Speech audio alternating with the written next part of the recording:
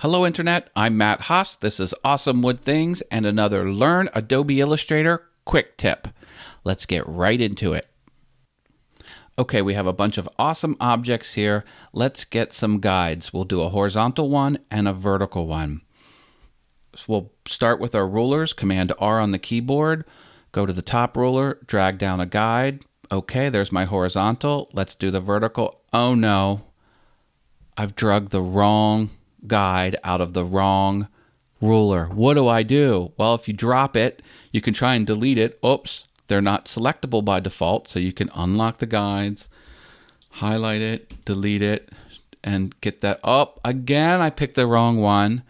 Well, you can try and shove it back up into the ruler before you let go of the mouse, and then it slides the screen usually. Yep, oh, look at that, so annoying.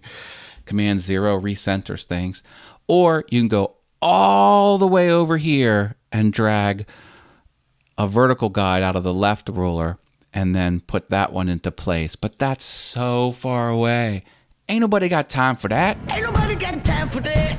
Ain't nobody got time for that. Ain't nobody got time. Ain't nobody got time. Ain't nobody got time for that. So here's what you can do. You want your ruler to go the other direction? Option on the keyboard, Alt on Windows, boom, flips it. Can you believe that? It flips the guide. Mind equals blown. This is huge. You should use this all the time. Go to the nearest ruler. Don't waste all that time going way far away. You don't need to. Option, Alt on the keyboard, you'll be good to go. This was your Adobe Illustrator quick tip. Thanks, Internet.